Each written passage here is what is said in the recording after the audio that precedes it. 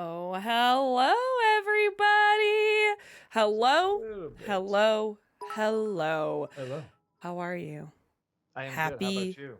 happy. Sorry, I was looking. Someone said no sound. Can you guys not hear sound? Oh no. Can you hear us? Oh, Yeah, you're this is good. Okay, great. Sound is fine. We're good. All right, great. Okay. Sorry. I got that was a good shake. confused. It's all right. Life happens. Welcome to Wednesday. How y'all doing? Hope you're having a good day.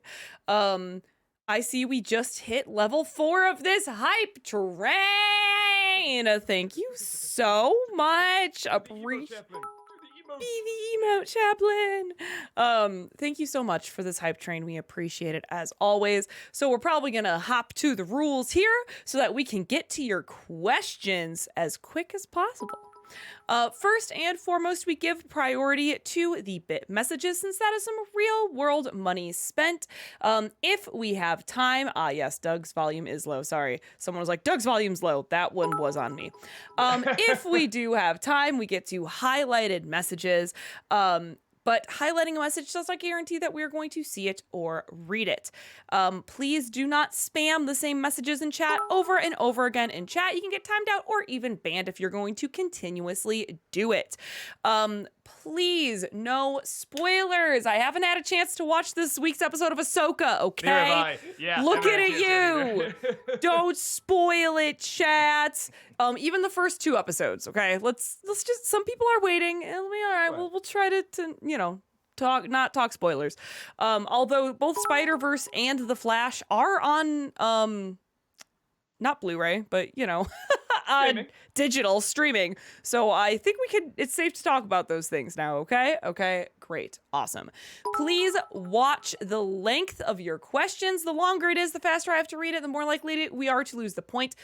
Giving us the short and to the point version is going to be better and allows us to answer the question better for you. Maybe check to see if someone else has not asked the same question that you have. You're not going to be in trouble for that. It's just we feel bad if you're like the 4th person to ask Doug what he felt about what he thought about this week's Harley Quinn, and we just have to be like, well, there we go. We just feel bad about that. Also, we do get behind in the bit messages, so there isn't a need to repeat the bit messages. We have a list. It is very, very rare that we actually miss one of those questions. It's most likely that we are going to just be 45 minutes to an hour behind. Okay? All right. Think that's it. Great. I've had enough chaos for this stream. Big Jack Films, thank you for the 100 bits. Hey Doug, great job on the review of El Dorado today. You are absolutely 100% correct that Shell should have been the main character. She had the best laughs, the best character goals, and why do you think she made a lot of us millennials top 11 hottest animated women list? Because damn, DreamWorks! She has an unbelievable cult following that I'm surprised you were pretty tame on discussing her character. The only thing that surprised me is when I was looking up research on it is that they were saying, well, now that we want to make it more family friendly, we got to tone down the sexiness on her. And I'm just like, what the hell else could you do with that character? She's wearing like nothing at all. That's like saying, well, Jessica Rabbit, we wanted to keep it a PG, so we had to tone it down. Like, what the hell else, could you do? So yeah, no, that was the only bit that I knew. I didn't know she had a cult. I knew the film had a cult following. I didn't know the character did. That's Disney Nerd. Thank you for the 100 bits. Hello, Doug to El Dorado. Hello, Heather. How y'all doing tonight? Good, thank you. Good.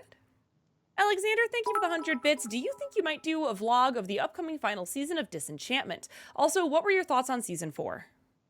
Oh, I liked it. I always feel like every season has like a piece of the puzzle. Like one can be really funny, but the story's not that interesting. Another one, the story can be very interesting, but the jokes aren't that great. One has, kind of half and half and stuff. I haven't seen like that perfect season yet.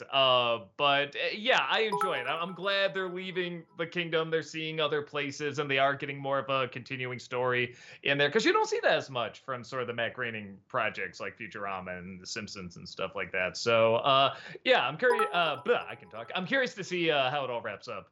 DJ Lol5, thank you for the 13-month subscription. Welcome back. Appreciate that. Hey guys, it's been a year and a month since I joined, and I still don't regret it. Oh, good. I'm happy to hear. FBL, thank you for the 100 bits. Favorite autograph story, both one you've given and one you've gotten.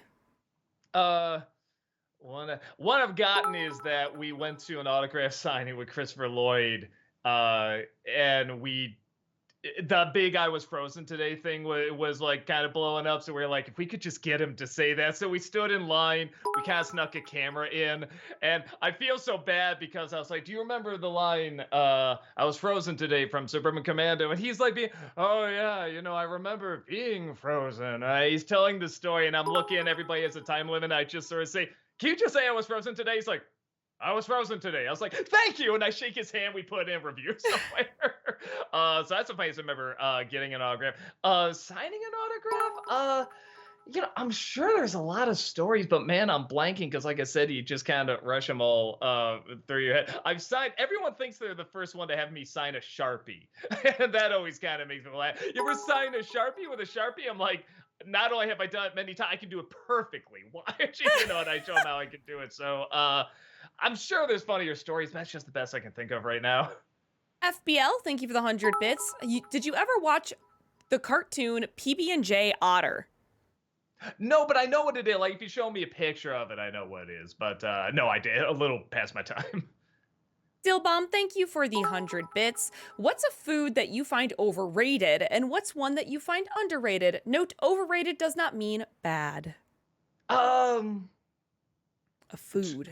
yeah, Twinkies I always think look better than they taste. And I don't know. I've tried caviar once or twice. I don't follow the I don't follow the price of it and the following and everything like that. I think I don't like the taste of it. Man, but then one that's underrated. I mean, I don't know. Is Ecto Cooler count? I wish they just kept that around the whole time. Aside from that, we got the Count Chocula cereals coming out. I think Frankenberry is far better than Count Chocula. Just fight me on it. I think it's a lot better. Connor Davenport, thank you for the 100 bits. Where would you like to see the MCU Spider-Man movies go post No Way Home? I'd love to see Peter team up with Daredevil or Miles Morales to take down the Kingpin. Uh, I mean, I guess you could. I mean, I guess that is a big thing, is like combining different characters. I like to see Black Cat in a movie. I think that's something that would very much lend itself to a cinematic, like a live action cinematic universe. It's a shame we haven't gotten that yet. So, yeah, I'd be down for seeing that. Alexander, thank you for the 100 bits. What do you think of the BoJack Horseman episode, Xerox of a Xerox? The whole second interview is one of my favorite sequences in the entire series. I thought it was brilliant how it disclosed details about Sarah Lynn's death that even the audience wasn't aware of yet. Let me look at it again, because I've seen all the BoJack Horseman, but I'm trying to remember that. Okay, I think was that where like the interview sort of goes south, I think, and everything kind of goes wrong. I remember really liking it. I don't know, it's pretty hard to find like a bad episode of BoJack. But yeah, I remember being uncomfortable through it, which is the idea. I like when that show can make me feel uncomfortable, and do I like this character? Do I not like this character? So yeah, I remember really enjoying it. FBL, thank you for the 100 bits. NC commercials, I saw a really creepy ad for a Party City where it's just the name of the store and a creepy child laughter. I will look into that. FBL, thank you for the 100 bits. NC about Archer. So it's funny. I really love the show. And then when he goes into the coma and he has all the other various seasons that take place in different times and everything, I didn't like that. And then we woke up, it wasn't really grabbing me either. But then Rob showed me like the last season and said, no, it's pretty funny, put it on. And he was right. It was great. So, yeah, I haven't seen like the whole show, and if I'm gonna talk about a show, I should see the majority of it, at least enough to get like a real feel for it. And also, it's wrapping up, so at the very least, I have to see it all the way to the end. FBL, thank you for the 100 bits. Thoughts on the movie Wagons East? Is that the John Candy one? Let me see. Wagons East. Let me see. Yes, that was his last movie. I remember it being pretty bad. Yeah, you want to say it's the last great film of a great actor and stuff, but I don't remember it being that good. I don't remember it being awful. It just wasn't funny. But I haven't seen it since it came out. Maybe it's great now. Max Man, thank you for that 2-month subscription. Welcome back. Phew. Appreciate that. Hey, Doug, watching the Road to El Dorado review. Oh, well, have fun.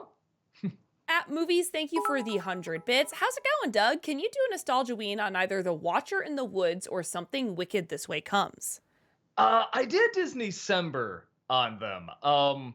I think I got out everything that I sort of thought about those movies in there. I really like Watcher in the Woods. I do think it's kind of underrated, though the main actress is not very good. But everything else I thought was very, very well done. And Something Wicked is okay. I didn't grow up with it, so I don't think I have as much an attachment to it. FBL, thank you for the 100 bits. Idea for top 11 lists. Top 11 good things in bad movies, top 11 bad things in good movies. Those have been done a lot. That's the thing, and I get the feeling the ones I choose would be like the same that everybody does on their list. So probably not. But like I said, just watch any other list with that title, and they're probably going to be my choices too. FBL, thank you for the 100 bits. Favorite Ryan Stiles bit from Who's Line? Favorite Who's Line game? I mean, I think everything with the Richard Simmons bit was about as perfect, about as perfect TV as you could get. And that was including Ryan's laugh. I love when he starts laughing and he just sort of says, I saw something funny. Like, that was his way of getting around it. And yeah, just same thing that, although I like the new one they added where it's like they have to lie on the floor and the camera is shooting them from above and they have to act like they're walking and acting out a scenario. I thought that was a pretty clever addition. JPith, thank you for the 100 bits. Mel Gibson making Passion of the Christ 2 is officially happening. I've said it, and yet I still can't believe it. You know, I saw that before we started, that one that you posted there. I'm like, no. And I looked it up, and sure enough, yeah, Resurrection is what's going. We were joking that the Resurrection is going to be gory as hell. It's going to be like all the blood and everything just going backwards and the skeleton and the flesh and everything. It'll be interesting to see how he does with lack of a better way of putting it, actual scripture. Like, you know, the reason there is a religion around this and the words of love and peace and stuff like that, because that was not in the Passion. That was not the focus of that. And that was always my issue. I said, you know, if he did other times in his life, I don't know if I would hate the Passion as much. I still wouldn't like it, but I don't know if I would be like weirded out by it as much if he did the other. But it was just that one. So it was very bizarre. So I'm curious whether I see it in theaters or rent it. I feel like the curiosity would get the best of me, and I'd have to check it out. Pet Projects, thank you for the 100 bits. I liked your top 11 Tom and Jerry episodes video. I'm curious if you plan on doing more top 11 videos on classic cartoons like top 11 Looney Tunes shorts or top 11 Disney shorts.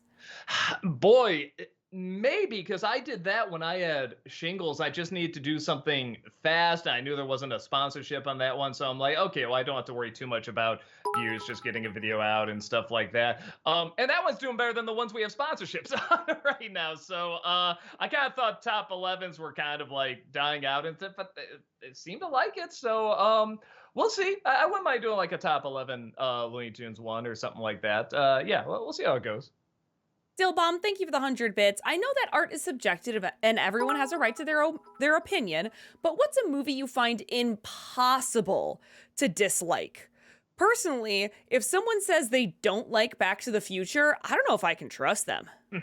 Yeah, I'm trying to think of a film that, like, if somebody said they didn't like it, I'd be like, what? Maybe there's a couple movies I could just point to and say that's a perfect movie, even though you can nitpick whatever and say it's a perfect. Like, I know technically a perfect movie doesn't exist, but like Amadeus, I don't think there's any real wrong choices made. Ed Wood, I don't think there's any real wrong choices made. I just saw Pee-wee's Big Adventure, which is not a great movie, but I can't find anything wrong with it. It is exactly what it is, and it does it perfectly, like absolutely perfectly. So, yeah, but in terms of like, I'd be shocked to meet someone who did not enjoy it. Amadeus is usually the one, because I don't think I've met anyone who dislikes that movie yet. I'm sure they're out there, but I haven't met them yet. Dillbomb, thank you for... Oh, no, I just read that. Sorry. FBL, thank you for the 100 bits. Thoughts on the trailer for Anatomy of a Fall? I don't think I saw that one. I'm just going to see what it is, if it brings any Anatomy of a Fall. And then we Yeah. have a fun, just someone skiing or something like that. I do not know. I will watch it after this and maybe give my thoughts another time. FBL, thank you for the 100 bits. Nostalgiaween for The Last Voyage of the Demeter. Yeah, that'll get the views. Like it got the box office. You know, what a great idea too, but it's something where it's like you need like a brilliant director to handle that. And maybe the director is brilliant. I don't know, and something went wrong, but I'm saying it's a good idea, but you really need to have a good scary plan. You really need to have something that's just like solid as hell to make that work, because if not, it's going to be such a boring slasher movie, and that's what I hear it kind of is. But what a cool idea. It's a shame I haven't seen it, but it's a shame everybody's saying it didn't really work very well. Noah Zinner, thank you for the 100 bits. Doug, you mentioned in your El Dorado review that exaggerated cartoony humor in a live action environment can make great humor. Well, that's exactly what Ned's Declassified Survival School Survival Guide is like throughout the entire show. It's super underrated. Please add it to your watch list. I got it on the list. I don't know when I'm going to get to it, but I remember it being bright and it looked interesting. So I'll get to it at some point. I just don't know when yet. Honest reviewer, thank you for the 100 bits. Sup, Doug and Heather. Doug, what new shows are you watching for Disney-cember, and why is it not Avengers Earth Mightiest Heroes or Clone Wars micro series? I am doing the Clone Wars micro series. So to you.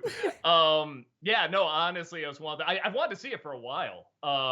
And I just haven't had time to do it. It's not as long as I thought it would be. I sort of looked it up on Disney Plus. I was like, oh, this adds up to about the length of a movie. Like, that's really not bad at all. So I am going to check that out. The Avengers one, I'll have to see, but I'm definitely going to do that Clone Wars one. FBL, thank you for the 100 bits. Thoughts on the movie Strays? I didn't see it. It doesn't look like a movie I'd like. Maybe I'll rent it. Yeah, that looks like a movie that, like, just if my wife and I are looking for something to watch on like a Sunday night or something like that, I'd be like, oh, let's try it. You know, maybe I'll see it then. But I'm not hearing the worst things, but I'm not hearing like great things either. Dillbomb, thank you for the 100 bits. NC for RoboCop, the OG. I have it on the list. I do want to talk about that movie because I do really like it. I never have seen the sequels, so I don't know if I would do something where I just do like all the RoboCop movies together. If I just focus on the first, I feel like I gotta just focus on the first movie though because it's so good. So I'll definitely do that at some point. Porcupines Are God, thank you for the 100 bits. With all the controversies the Snow White remake is getting, I'm surprised no one has pointed out this is the film that, even by Disney remake standards, makes the least sense to remake in live action, because it was made to show off the medium of animation, that the medium of animation could work in long form.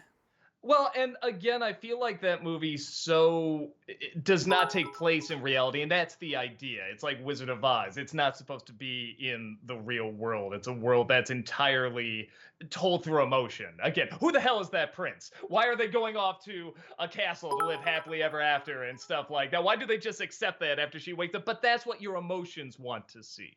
To me, it's the same thing where the Wild Things are. It's all told through what your emotions want to see in that moment. Which I think is very admirable. And you know Disney's not going to do that in the live action remake. They barely do that in their movies now. So, I mean, again, I'll wait and see.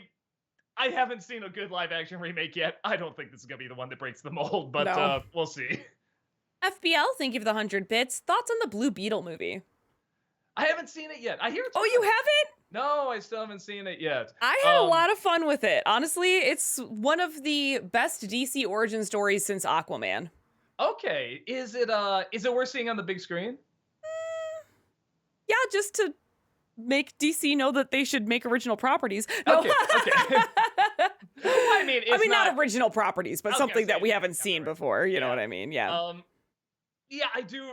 It is something where I felt bad because I was saying, you know, even if this movie's good, and I didn't know if it was going to be good or not, I'm like, I know nobody's going to go see it. If nobody went to see The Flash, they're not going to see Blue Beetle. But It's good. I am hearing good things about it, so maybe I'll see it in the theater like over the weekend or something like that. Because I'm with you, I do want to show encouragement for like good movies, good action-packed, expensive movies that are actually done well. And I like sleeper hits. I like ones that that movie bombed and then slowly gets its audience. I kind of like that too. So maybe I'll check it out. FBL, thank you for the 100 bits. Thoughts on the Coneheads movie? I saw it when I was a kid. I mean, a kid. I mean, like, I don't know, 11, 12, or something like that. Um, I remember liking it just because I like hearing them talk that way. That makes me laugh. And a lot of people say it's not enough to hold a movie. They're right. I can't say it's good, but just something about the way Dan Aykroyd and Jane Curtin speak, it does make me laugh enough that I had a good time. But can I say objectively it's a good film? No. Can I recommend it to people? Not really. Japeth, thank you for the 100 bits. Favorite Nostalgia-ween opening to put together?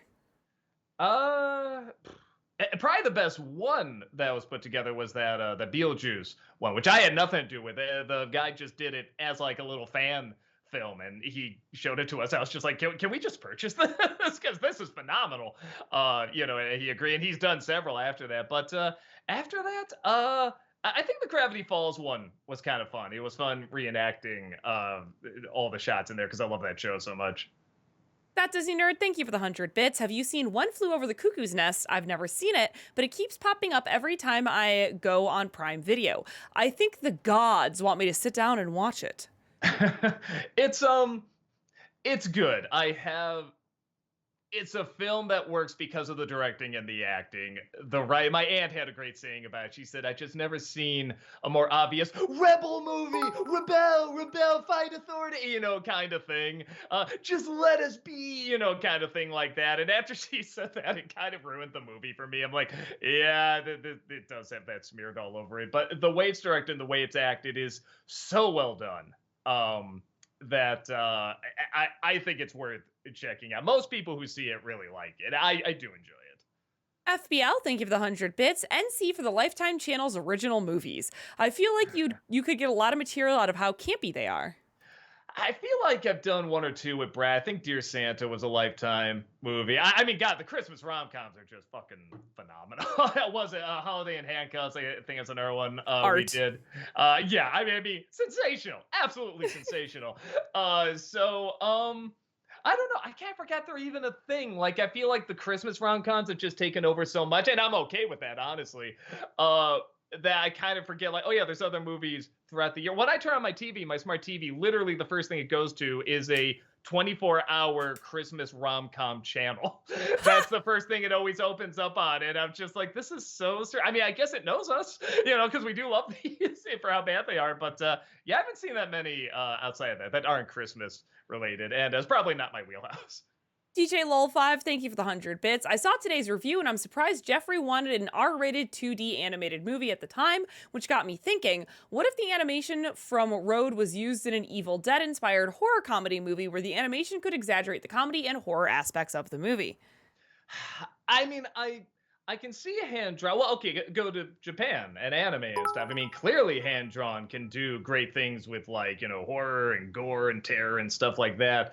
But I think that style, sort of the American style of hand drawn animation, you'd have to get more abstract with it. I don't think sort of that Disney-fied look would work. Again, they sort of tried that with Eight Crazy Nights, beautiful animation, but I mean, it didn't match that story and what it was trying to do. So, I'm not saying it can't be done. I'm saying you would have to choose a very particular style for that. And I don't know what the style would be. And my guess would be very heavily influenced by anime, though.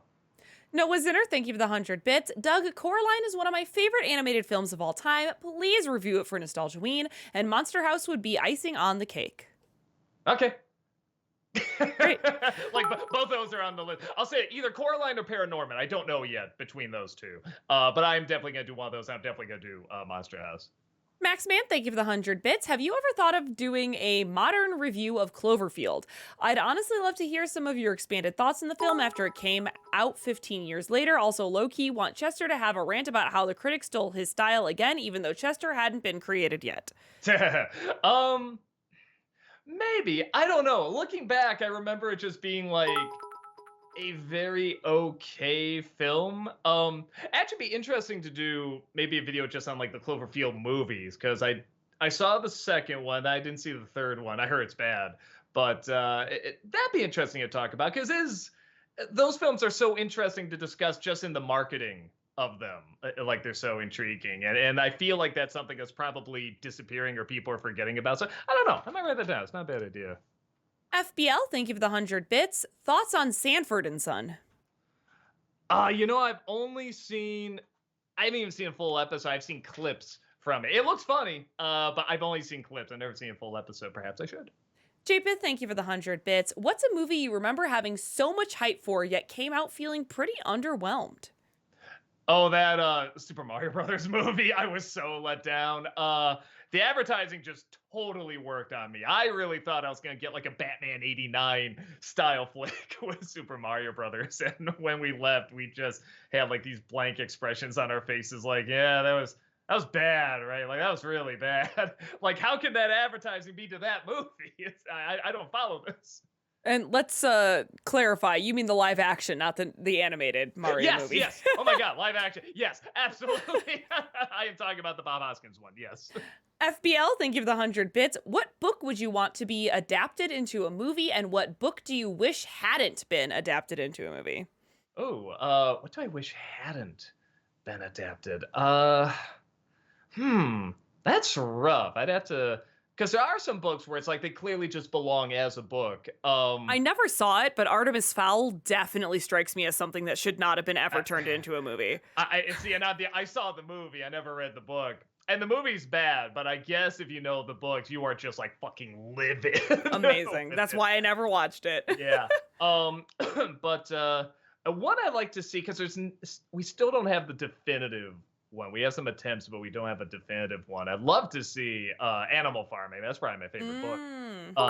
And actually, on that similar note too, Jungle Book. I'd love to see like one that actually followed the Rudyard Kipling book. You know, well, okay, I shouldn't say that. We did have the Andy Serkis one, but it wasn't done very well, and it was pretty low budget and stuff. I don't know. I like to see those done. I like to see them kind of go abstract, try something a little different with it. Like you know, when you go to see a show like at the theater or something, it's like they're gonna do an opera, but Wotan is like, you know, dressed like a military guy. He's not dressed like, you know, from the original source material, right. Like that. They go abstract with it. I like to see that with one of those stories, with either Animal Farm or particularly Jungle Book. I think that'd be pretty cool. You have people like what they did with Lion King, Julie Taymor Lion King. I like to see that, something similar to that with Jungle Book. I think it'd be cool.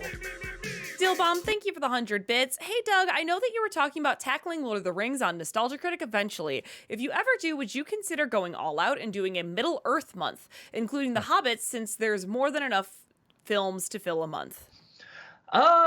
Maybe. It's one of those things where I always say, because everybody's talked about those movies, do I have something to say that would be interesting and new? And it's like, probably, but it wouldn't be like super interesting or new. You know what I mean? Like, yeah. It'd be something, it's like, okay, what's his take on it? And I feel like I've talked about it in other videos too. So, I don't know. I never did see the last Hobbit movie. Everyone tells me I'm missing nothing. But yeah, maybe a part of me is like, I don't want to do it because that means I have to watch the last Hobbit movie. FBL, thank you for the 100 bits. Muffins or cupcakes? Cupcakes. I was going to say, is that even a question? Cupcakes. Yeah. That does theater. Thank you for the 100 bits. Top 3 sexiest women in animation. 3, Princess Jasmine. 2, Shell. 1, Doug Walker. I mean, Jessica Rabbit. Oh, you flatter me. FBL, thank you for the 100 bits. Favorite / least favorite zombie movie? I mean, I feel like it's got to be the original Night of the Living Dead. You know, it started so many tropes and still has this great style to it and everything. Least favorite? I'm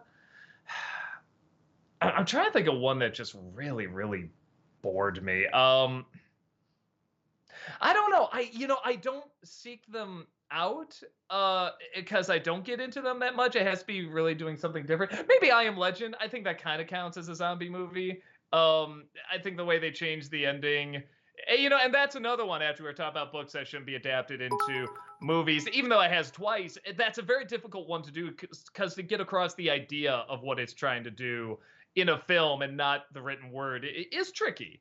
So I remember that one being pretty dull, even though I remember Will Smith being pretty good in it. Talkative Carl, thank you for the 100 bits. With animated films like Road to El Dorado, Prince of Egypt, and Spider-Verse, have you guys watched the behind-the-scenes footage of how the art was done? With some of them, well, I remember even with El Dorado, Prince of Egypt, I was obsessed with that movie when it came out, so I watched like everything about it.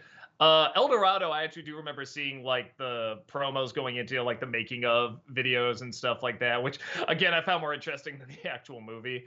I've seen bits and pieces of the Spider-Verse movies, but yeah, again, I mean, I feel like I'm just still analyzing the film as is before I go into like the behind the scenes of it. FBL, thank you for the 100 bits. Most annoying movie that you've ever seen? Annoying movie. I mean, I think it's still got to be Garbage Pail Kids. That has everything. It has it all. Everything! Yeah, it just has everything I hate in it. Noah Zinner, thank you for the 100 bits. Doug, have you started Ahsoka yet? And if so, what do you think so far? Yeah, I saw the first 2 episodes. I haven't seen the latest ones that have come out. I like it. The writing's okay, but I feel like the directing and especially the acting I really like. I like they're not just imitations of the characters. They really feel like this is years later, they're a little bit more, torn from war and stuff like that. Not as many things surprise them as much, so I like that. Yeah, I like all the characters, the villains as well. I feel like you can look at them and just immediately kind of get what they're about and get get the attitude from them and everything. Mm-hmm. So far I'm liking it, but I haven't seen the newest one. Noah Zinner, I just read that, sorry. That Disney nerd, thank you for the 100 bits. Thoughts on VFX artists finally unionizing? Hell yeah, let's go. They deserve to be paid. I mean, God, even before then, I mean, I'm shocked. I'm shocked the writer and actor strike happened before that. Because Right? I remember hearing so much about visual effects. They get really poorly treated, VFX artists. Well, I feel like it's showing in the movies we're getting now, in the effects we're getting now. That was a choice in The Flash. Of course, obviously. But yeah, I mean, all these other movies and stuff, which I mean, I'm one of those people where I'm like, I don't need perfect effects. Honestly, like I don't want to be distracted, but I'm like, okay, I'm in it for the story, I'm in it for the characters, I'm in it for, but yeah, it's one of those things where it's like I heard so much about it for so long.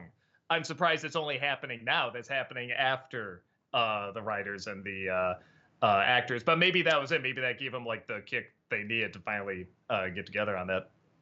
FBL, thank you for the 100 bits. Doug, since you live in Chicago, I assume you're a fan of the Bears. I'm not even that big a fan of Dutch sports.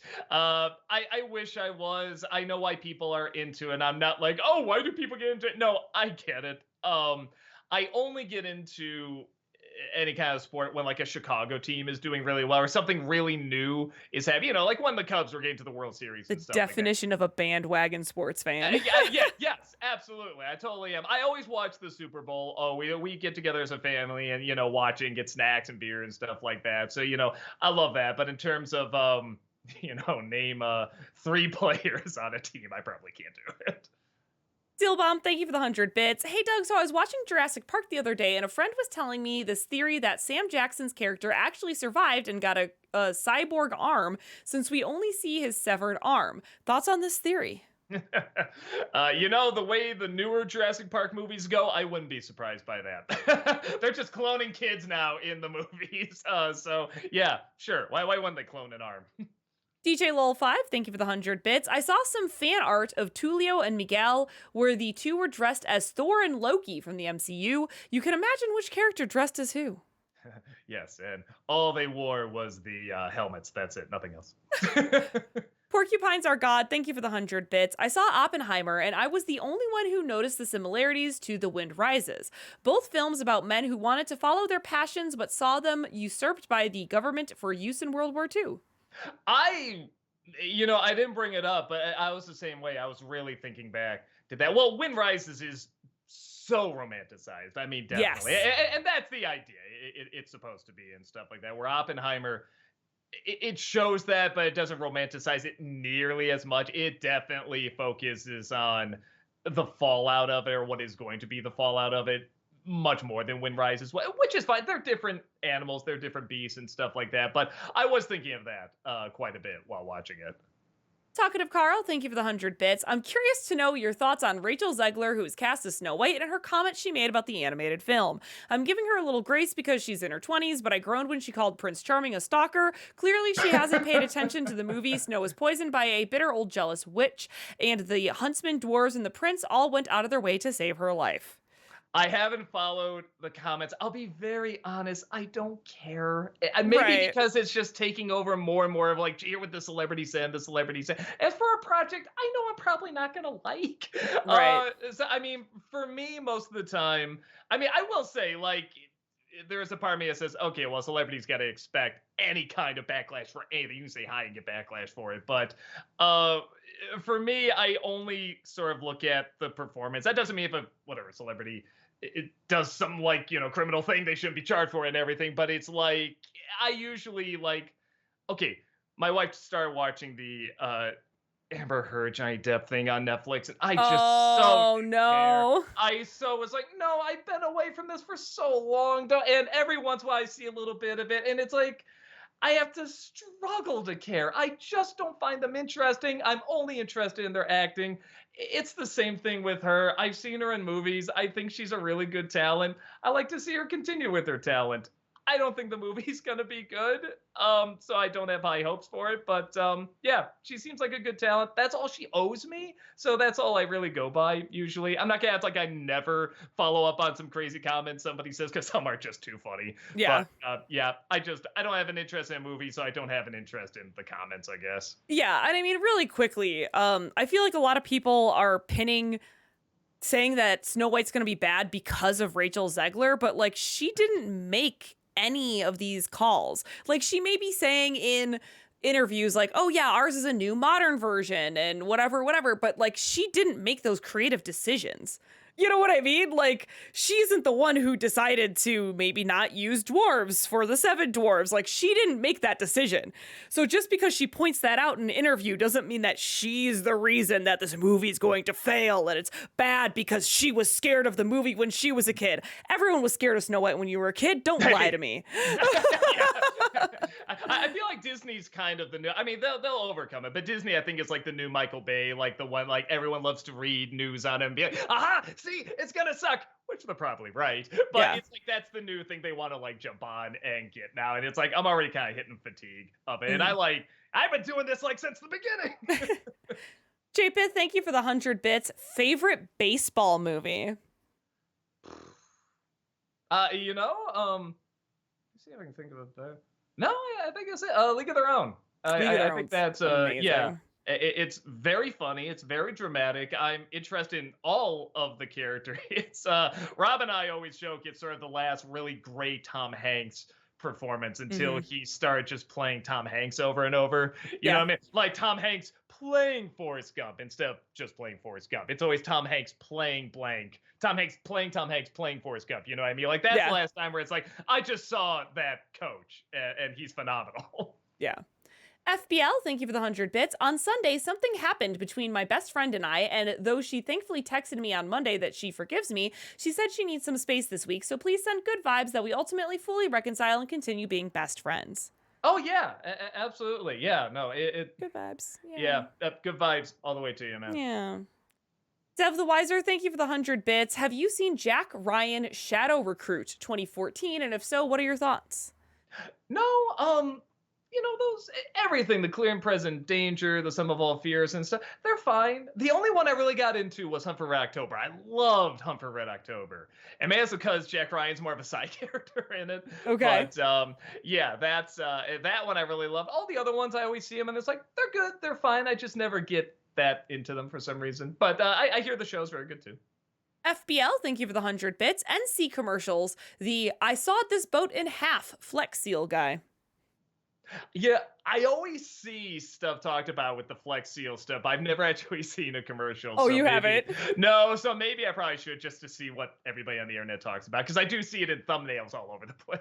You should. Cypher, thank you for the 100 bits. Hey, Doug, BLT or a club sandwich?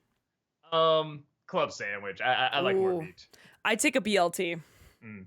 Talkative Carl, thank you for the 100 bits. Personally, I think with some of these Disney movies, the studios are forgetting the target audience are kids, and they're catering too much to the adult demographic. What do you think? You know, I think the opposite. I think they're going. Okay, let me put it in this way. Again, with like Snow White, you can show that to kids, and kids like it. Again, kids think very emotionally. But what I like about that movie is that it does take you back to a time when you did think that way, and emotions did kind of run everything. I think that's a good place to return to, and I think that that's why I do enjoy certainly like cartoons are very in animation. Everything is taking stuff we recognize and simplifying it to what's the most important. And I feel like yes, a kid can see that and enjoy it, but also an adult can see the value in that too. Look how many people are talking about the value of Bluey. I mean, that is like a show for like little kids, but grown-ups are watching just being incredibly moved by it, and because they do remember that time, and the emotions in there and the play and everything is very real. So honestly, I think you should hit both, but you should go about it in a different way. I think the strategy really needs to be changed up for what Disney is doing right now. Noff Noff, thank you for the 48-month subscription. Welcome back. Appreciate it. Hello, Doug and Heather, and praise me. You are praised. Dev the Wiser, thank you for the 100 bits. Have you seen The Adventures of Robin Hood 1938? And if so, what are your thoughts? There's so many Robin Hoods. Hold on. Robin Hood 1938. Is that the Errol Flynn? Yeah, that's like the Errol Flynn one. Yeah, like years ago. And I haven't seen it since I saw it when I was like, a kid. I remember liking it, but yeah, I haven't seen it since. That's always the one that people sort of reference when they think of Robin Hood outside of like the Disney one. So I remember liking it, but I haven't seen it since I was maybe 10. Theater Grad, thank you for the 100 bits. One sequence in an animated film that I feel doesn't get enough love is the model train sequence in Wallace and Gromit: The Wrong Trousers. I can't imagine how much hard work went into that, and it never fails to impress me. It is, and when you realize, I saw a great documentary on Phil Tippett, I think is his name, a stop motion guy, and he was talking about how you get the blurs on stop motion, and how when you do the shot, you have to move it a little bit at the same time so you get that blur, and it's very tricky to time out. And that whole sequence has, blurs going left and right, and they couldn't use computers on that.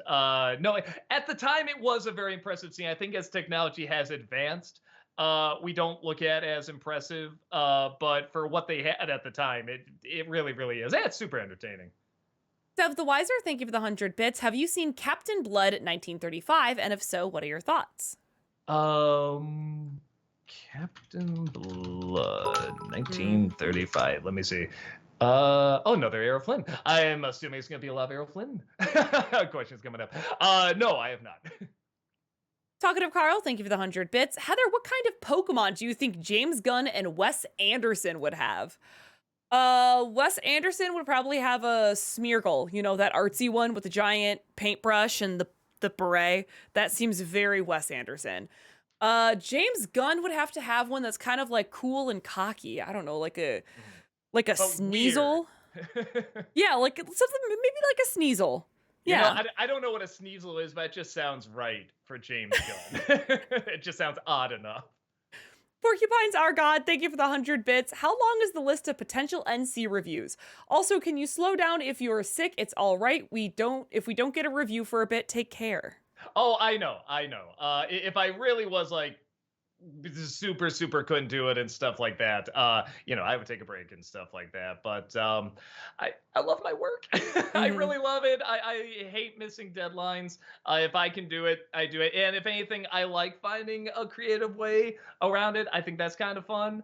And how long is the list? I don't know. It's got to be like maybe 40 movies on there or something like that, and then an additional like 20 like sort of experimental ideas or like top 11 lists and stuff like that. So there's a fair amount on there. It's never ending, truly. Yes. FBL, thank you for the 100 bits. I'm sorry, I don't understand the signing a Sharpie with a Sharpie thing. Is that a reference to something?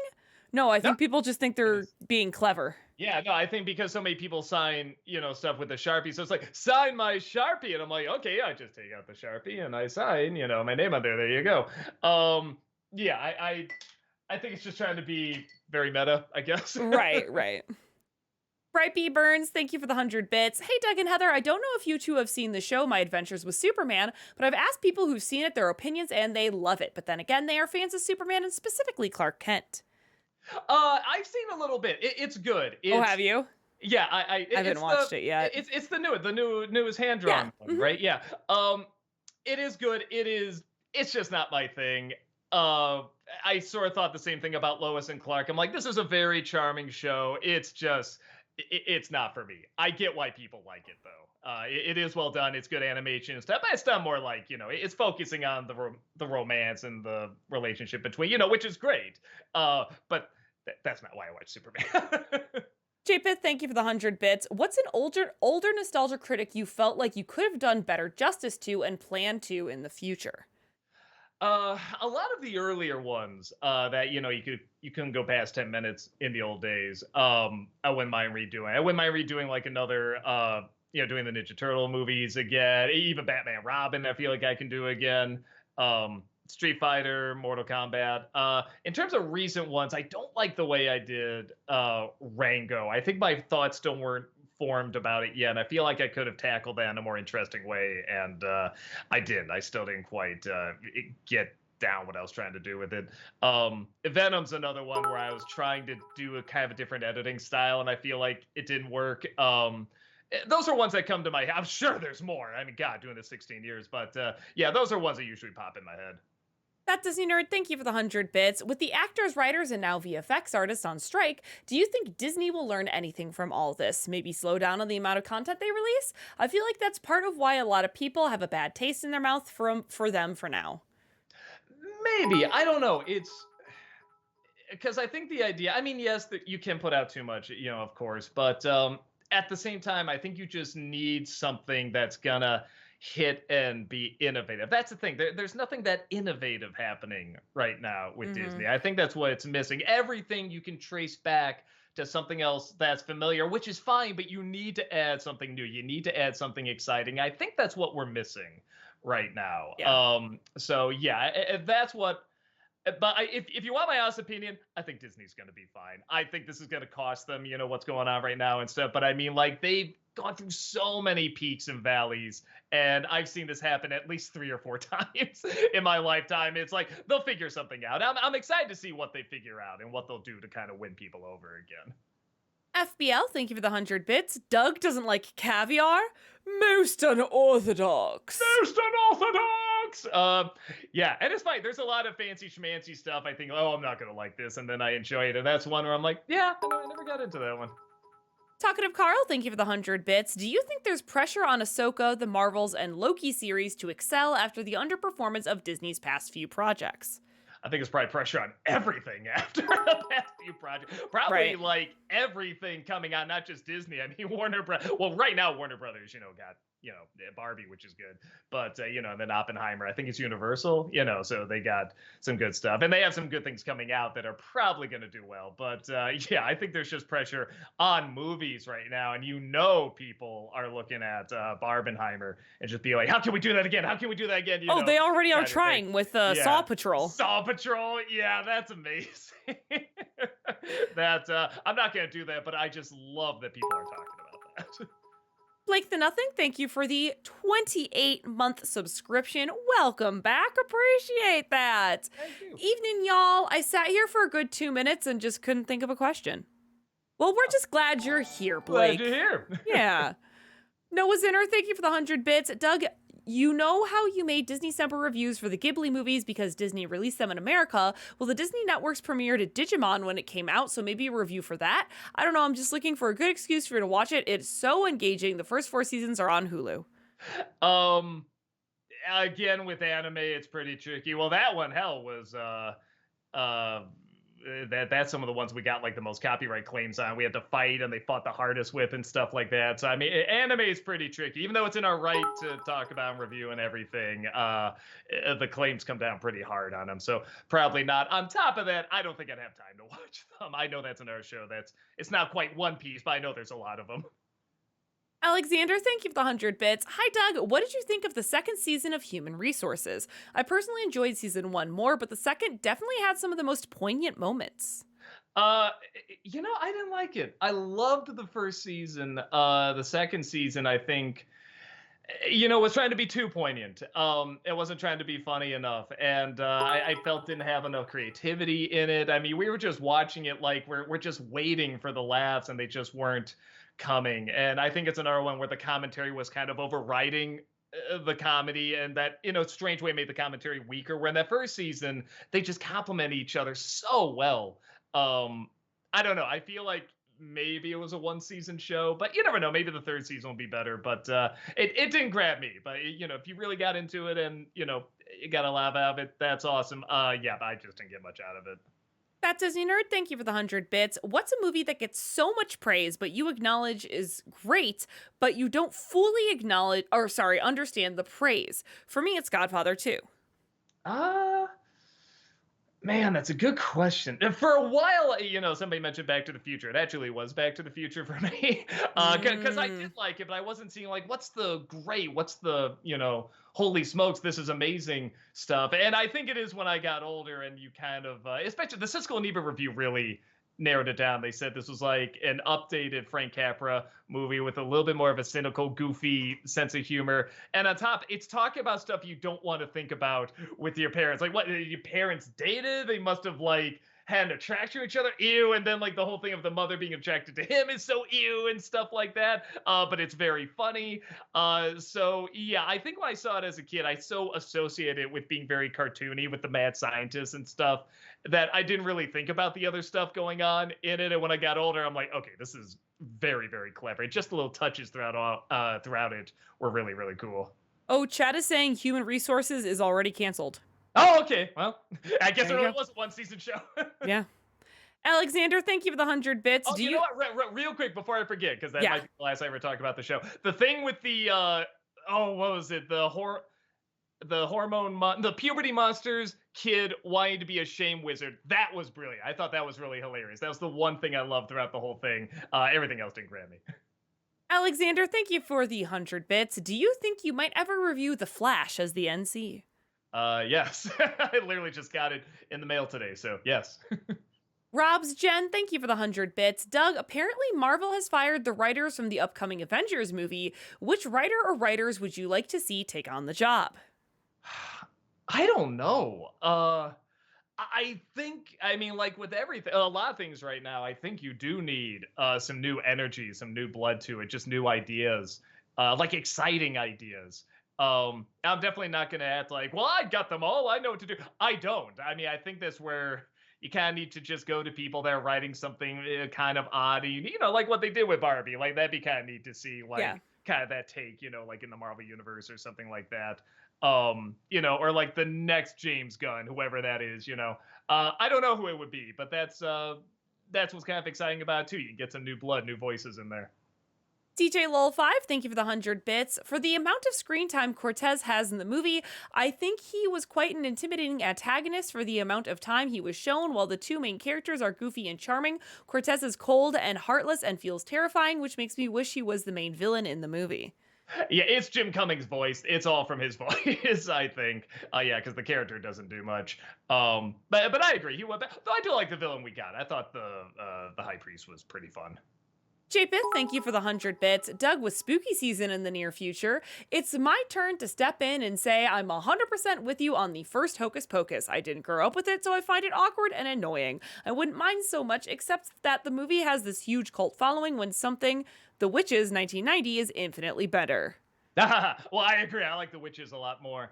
I will say I've followed more why that movie has a following, and I really do think it's the atmosphere and it's those three actresses. I think they just have crazy good chemistry. Yes. To a point where I want to like it so badly. I hate it when I Yeah. watch a movie and I can tell they're having fun and it looks great, but just the humor is just not making me laugh. The humor is just not there. But their chemistry is wonderful. And years later, even in the sequel, which again I thought was kind of underwhelming, the three of them are great. Yeah. So yeah, I just get them together for anything. It's I think people are gonna have a good time. Noah Zinner, thank you for the 100 bits. Doug, can we get a clue for next week's NC review, please? It is the film series of someone who has passed away recently. Ooh, interesting. Okay. Talkative Carl, thank you for the 100 bits. Heather, there's a video you should check out about what if Pokemon existed. You'll probably have to have a license to carry Pokemon. Wars and crime would skyrocket, not to mention property damage. Those Pokemon that murders kids, parents have to worry about that. And Doug says he can't get into Pokemon. Well, they actually did that. I'd be all on board. At Movies, thank you for the 100 bits. Which world-ending disaster caused by a supposedly innocent character made you more angry? Jar Jar dooming the galaxy, or the little turd from Jurassic World freeing all the dinosaurs? Oh, Jurassic World, because they're trying to make that look like, oh, we're saying something important, something good. At least with Star Wars, it's like, okay, it's just a doofus character being duped. Like, okay, well, that's not surprised that happened. But Jurassic World had a message, and it was bullshit.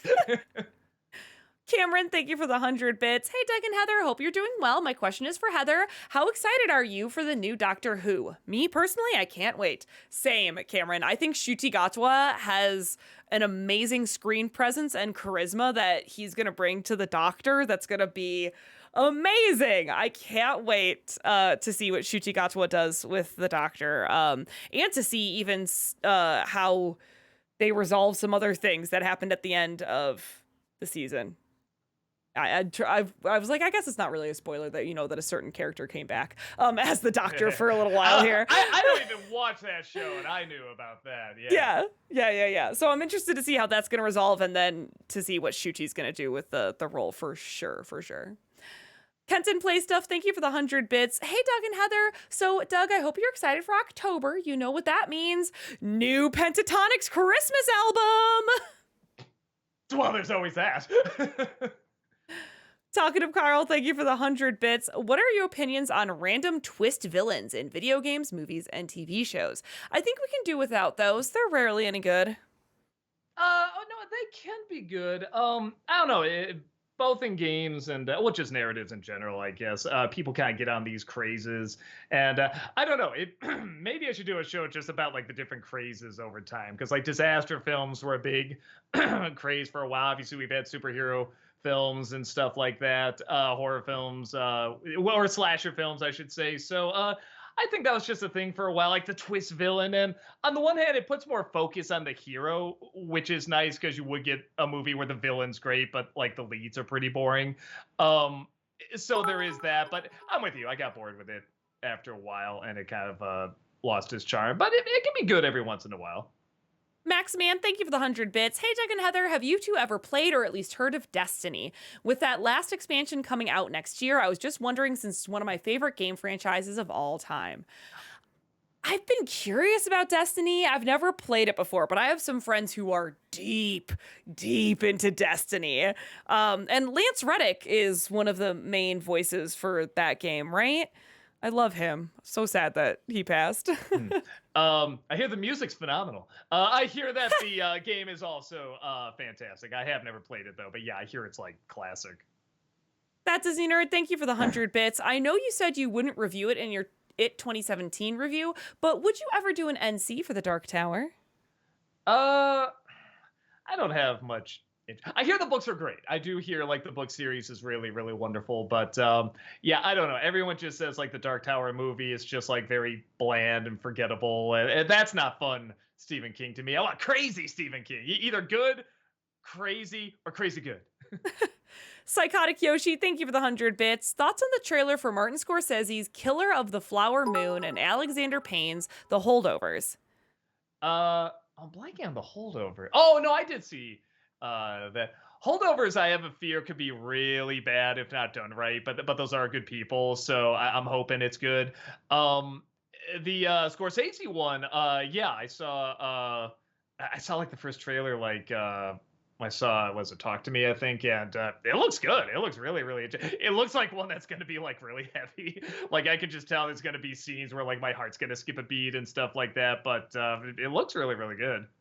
That Disney Nerd, thank you for the 100 bits. Sorry if somebody already asked this, but did you see the new trailer for Five Nights at Freddy's?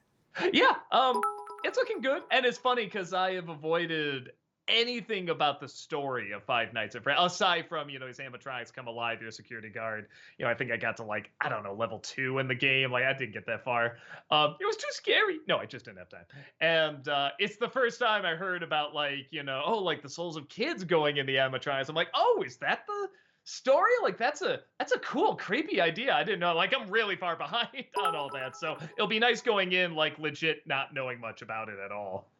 Talkative Carl, thank you for the 100 bits. Doug, did you ever have something in mind for a Princess and the Frog sequel while you were coming up with the fanscription?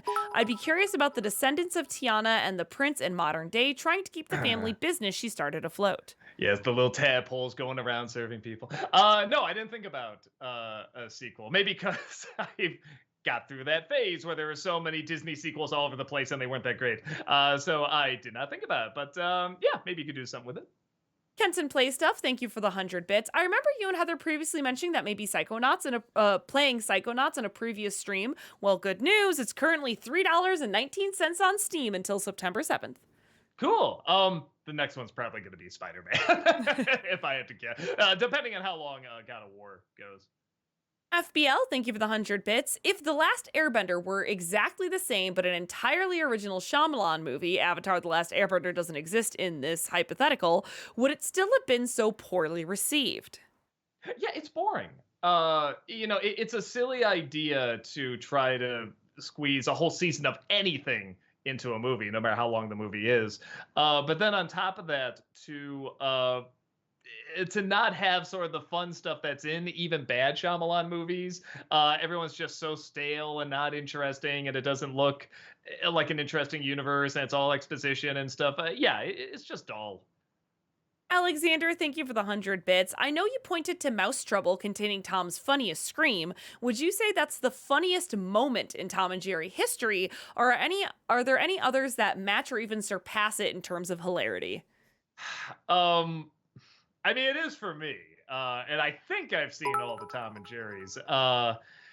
I mean, like I said, the ones that have like the funniest, the one before in the episode I was talking about before, where the owner of the house comes in and breaks through the door. Like I said, like 11 jokes on top of each other. It's pretty phenomenal. That's pretty close to topping it. JPit, thank you for the 100 bits. It's frustrating to think just how improved Disney's dinosaur movie would be if only the dinosaurs didn't talk. I love that it's a Disney movie that actually earns its PG rating and the soundtrack is phenomenal. Yeah, no, it's not like an awful movie or anything. But I feel like everybody, when it came out, that's what everybody was saying. Man, this would be so good if they just didn't talk. And I don't know if it would have like been phenomenal outside of that, but it would have definitely given people a different mindset to view it and look more at the scenery, listen more to the music, and take in this world as opposed to having to hear this dialogue. Talkative Carl, thank you for the 100 bits. Heather, I don't know if you heard about someone storming the stage at Gamescom a week ago. I did, ridiculous. Like the Game Awards. How/why does this keep happening? After the Oscar slap, these functions should have security ready to tackle someone immediately. I don't care if it's a teen or George Clooney himself, just stop. Agreed, it's wild that this has happened twice now for like in recent history for these big game events for like the Game Awards and Gamescom. It's insane that that's happened. And didn't one have like a kid that just like moseyed his way into like this acceptance group and he made like a speech? He had nothing to do. That was the Game Awards. Like after that. I feel like you would up security. That just happened, and then Gamescom was just last weekend. Like it's wild that was able to happen with the Game Awards being so fresh. So like, what? So crazy. If the Will Smith slap and that kid going up there had not happened, I would be more surprised. But yeah, by this point, it is a little weird. Kenton Play Stuff, thank you for the 100 bits. Given that Kingdom Hearts Melody of Memory wouldn't be easy to stream due to copyright being so heavy on the music, if you wanted to do it for Disneycember, I don't think anyone would blame you if you played that game off stream. It should just be a relatively short rhythm game. Oh, that's right. I do remember it being a rhythm game. Will say I'm busy enough already, so probably not. At the very least, combine the stream with a Disneycember video helps save time. Japeth, thank you for the 100 bits. Don't know why you would feel disappointed in the live-action Mario movie when it's still a lot better than the newer one. It's funny because you think I'm joking, but I'm not. Oh, if you like it more than that, that's fine. I mean, again, that movie didn't get the best reviews, did it? Well, neither of them, I guess, got very good reviews. But maybe they thought the same thing. They thought it was like too corporate, too commercial, and stuff like that. I mean, like the Bob Hoskins one is an original take. You can't say it's not. True. And it is very funny and enjoyable, just for not for the reasons it's intending.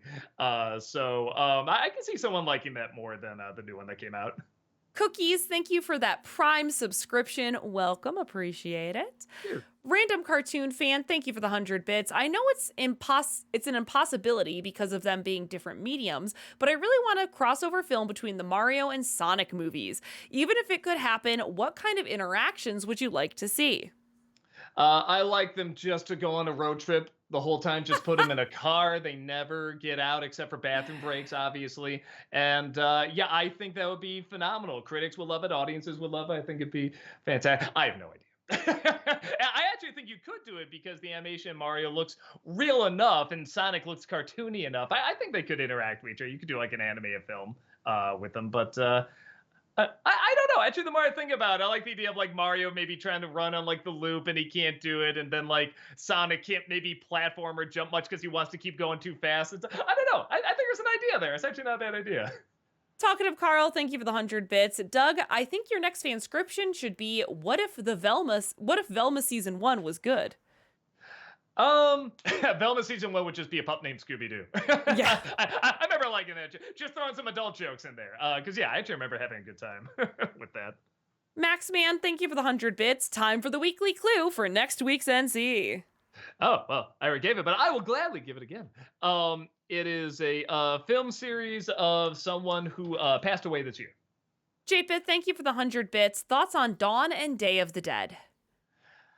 I confuse it. So I've seen whichever one is the mall one. I've seen that. And I liked it. I thought it took a little time getting going, but I did like it. I don't think I've seen the other way. I should, though. I've seen reviews of them, and they look like movies I should sit down and watch all the way through. But I haven't. Maybe I will this Halloween. It's a good time to do that. Which Twitch is Twitch? Thank you for that 2-month subscription. Welcome back. Appreciate that. Love that you finally got around to reviewing the Three Stooges movie. Excuse me, with your recent trend of reviewing bad or underwhelming comedies like Three Stooges, Road to El Dorado, and The Bean Movie, I would love for you to review the movie that virtually ended Mike Myers' comedy career, or at least until the Penta Verite, 2008's The Love Guru. Yeah, I've gotten requests for that. I never have seen it, just people said it was so awful.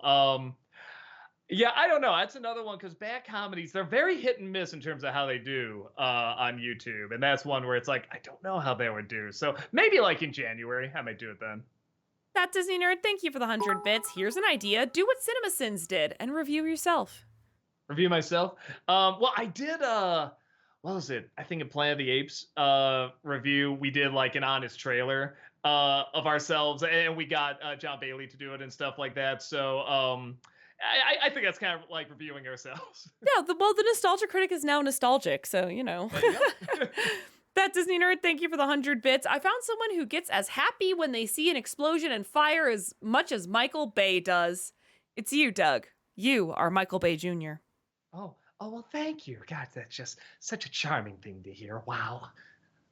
Cameron, thank you for the 100 bits. Doug, I know you probably have lots of shows on your list, but could I recommend an episode of Doctor Who titled The Girl in the Fireplace? It was written by Stephen Moffat. Okay, I did. So I've seen 1 or 2 episodes of Doctor. Like I saw the was it the Angels? The Weeping Angels. Yeah, like I saw that. It was great. It was cool. I saw the Van Gogh one, which was pretty cool and stuff like that. So every once in a while, I'll see like these self-contained ones. And what's it called again? The Girl in the Fireplace. Okay, I will try to check that out. That Disney Nerd, thank you for the 100 bits. Question for Heather: would you rather find all the Dragon Balls or find One Piece's treasure?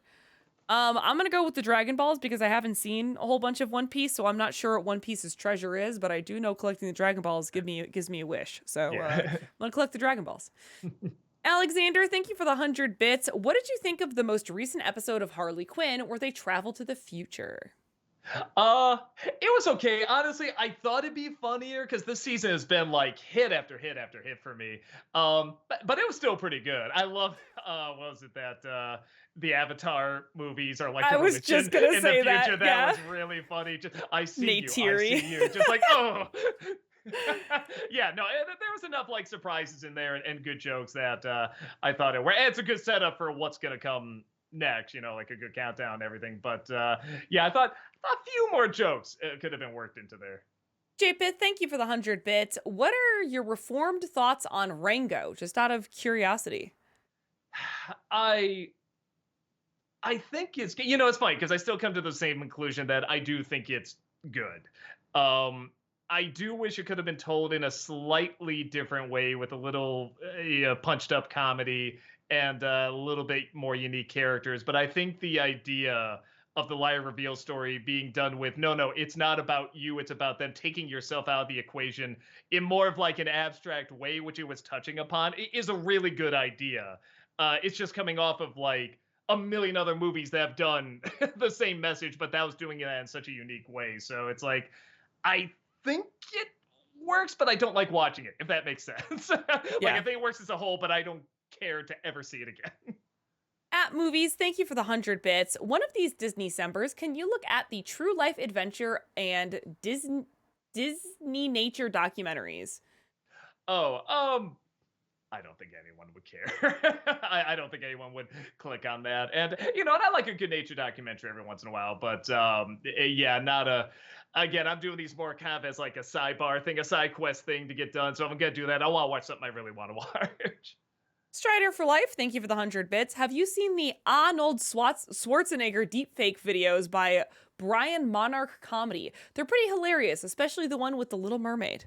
I haven't seen the Little Mermaid one yet. It popped up in my thumbnails. I do want to see that, but I'm sure I've seen some. I've seen Arnold fake videos for a while. Maybe it's that person, but yeah, most of them are pretty great. The Sound of Music one really it got me pissing my pants, man. That was really funny. Kenton Play Stuff, thank you for the 100 bits. Just out of curiosity, how is Rachel doing? And is it possible we'll see her in another review in the near future? I'm sure we can get her in there. I mean, she's a delight to work with. I mean, We she's love so Rachel. great. Yeah. I haven't talked to her in a while. I mean, she's more friends with Tamra. Like they keep in touch and stuff like that. So she's probably the one to talk to. But I mean, last time we talked to her, every once in a while she'll give like an update and just saying, yeah, she's still doing great and stuff. So yeah, no, well, I'm sure we'll have her like in our video sometime in the future. Falashi, thank you for the 100 bits. I also don't have a question, just a hello. Hi, thanks for stopping in. That Disney Nerd, thank you for the 100 bits. Saw Patrol, we killed all the unadopted puppies. I'm just kidding. Harsh. Yeah, we gotta put you on a watch list. No, honestly, I think I just heard that yesterday when we were filming. Either you or Tamara brought it up, and I'm just like, oh shit, that does sound really, really funny. Right. But it's like it's something that they're obviously forcing because Barbenheimer did well. You know what I mean? I mean, know. it's not gonna do anything. No. But it is funny. FBL, thank you for the 100 bits. Favorite guest from Shut Up and Talk? Man, let me see. It's hard to say. Like I like talking to Sestero, and Dante. It's kind of so weird. I like talking to James because I think he just had his kid around that time, or maybe the kid was like a year old and stuff like that. And he was just like really, really, obsessed with being a father and loved being a father and stuff like that. That's so heartwarming. Yeah, you could just sort of see it all over his face. And he still had that. I hate using the word glow, but that is kind of what he had. He was just such in like, oh God, they're so great. They're so like it's so good. Like, I don't know. It's a kind of excitement you can't really duplicate or replicate. You just have to, but you can recognize it when you see it. Yeah. FBL, thank you for the 100 bits. I thought of an idea for a horror comedy. It's about a clown who's angry at the stereotype of killer clowns, so he only kills people who are afraid of clowns. Sure. That's funny. Go for it. Make it. FBL, thank you for the 100 bits. Have you seen the 2012 movie Stand Up Guys with Al Pacino and Christopher Walken? Yes, I liked it. I liked it a great deal. And it's one of those where you do feel like, I mean, both those two can be very good actors, but they can also, be very over the top and too self-aware and have fun, but that's part of the fun. So it's nice to see them both in a movie and they play it straight. I mean, they play it like, no, we're gonna do like real performances, like real dramatic performances. I thought it worked. Kenton Play Stuff, thank you for the 100 bits. What's a movie or show from when you were a kid that you didn't really like before, but now you absolutely love it as an adult? For me, it would be Disney's Beauty and the Beast, arguably one of my favorite, if not my absolute favorite, animated films of all time. Um, Man, I don't know. I mean, the one that I talked about publicly is I don't know if I was that young, but I guess young enough. I didn't like Matilda when I was younger, and then watching it again, I was just like, fuck, this is actually really good. When I watched it years later, and everyone's like, "What's wrong with you?" I'm like, "No, it's not good. I don't know what everyone's talking about." Then I watched it again, especially comparing it to stuff that like comes out nowadays and stuff like that. I'm like, shit, I think I love this. God damn it. Hype train number 2. Thank you, chat. Appreciate it. Heavy Metal Harry, thank you for the 100 bits. Have either of you ever watched Father Ted? No, I've seen clips from it, and it does look very funny. I've had people recommend it before, but I have not seen it. I should check it out. FBL, thank you for the 100 bits. Apologies if this has already been asked, but a clue for next week, Sensi? It's been asked a couple times, but it's okay. It is the film series of someone who has passed away this year. At Movies, thank you for the 100 bits. Have you ever seen the movie Axum? It is one of the definitive so bad it's good horror movies. Cosmonaut did a review of it. How do you spell it? AX and then new word apostrophe EM. If Cosmonaut did one out of my essay. Okay, so I have I've seen bits and pieces of it. It looks like a bad film. It's worthy of that title. I don't think I would have fun watching it though. It just looks like an all around just poorly made, like it's hard to make out what's going on. And okay. It doesn't look like a fun bad movie, but I could be wrong. Yeah. JPith, thank you for the 100 bits. That's on Zack Snyder's Dawn of the Dead, since many, including myself, still consider his best movie. I don't think I saw the Snyder one. I do hear it's good. But that is another one where I'm like, yeah, I should sit down and watch the whole thing probably. Oh, wait. Now, what was the one he just did like a couple years ago? Oh, I'm blank out. I saw that one, the newer one that came out. Oh. Yeah, I can't remember what it was called. Yeah, but it's like Blank of the Dead. I can't remember. Oh no, Army of the Dead. I think is what it was. Army. Okay, so that's nice. So I saw that one. Yeah. But no, I haven't seen the other one, and I probably should. I hear the same thing. I hear it's one of his better ones. JPith, thank you for the 100 bits. I know you got some blowback for things you might have gotten factually wrong in your Zathura review regarding Walter being the adult astronaut. But one thing that's never answered is where the fuck did Walter find all that astronaut gear, and how did he become a card within the game?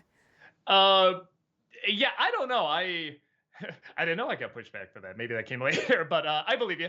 Yeah, it would just seem like such an out of nowhere, not earned, twist, that maybe I was just writing that and being like, well, wait, how did this and how did that? I don't know. It didn't make much sense to me, but maybe I missed something. And you're already pointing out things that don't make sense about it. So yeah, maybe it just never made sense.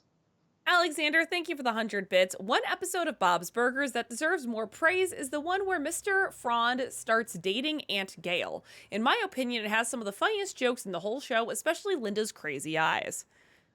Boy, I'm having trouble remembering that one. I'll have to look it up again. Yeah, that one's blanking for me for some reason.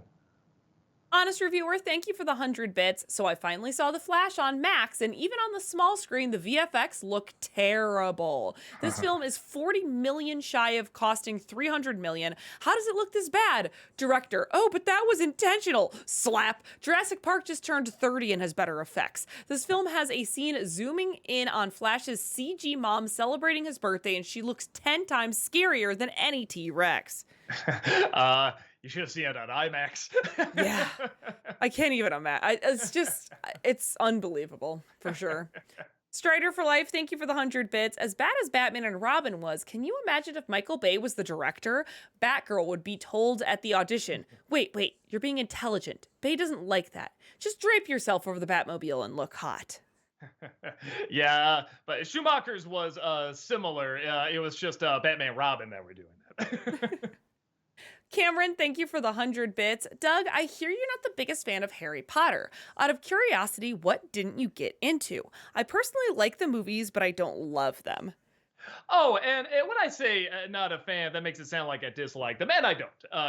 They're perfectly fine for me. And well, first of all, I have not read the books. I hear the books are a lot better. But the movies themselves, I don't know. They feel a little wooden to me. They feel a little stale. That's why the ones I really like are the ones where they really feel like kids. Like the was it the Prisoner of Azkaban one? I really like. The last one I really like. So I don't know. I feel like you're just gonna have that fantasy you gravitate towards. Like for me, it's more Lord of the Rings. I got much more into Lord of the Rings, but I know if I grew up with Harry Potter, I would love the hell out of Harry Potter. Like all Yeah. the ingredients are there. But I saw it as an adult. I'm like, this is fine. But I grew up with Lord of the Rings, so of course I'm gonna love that. Right.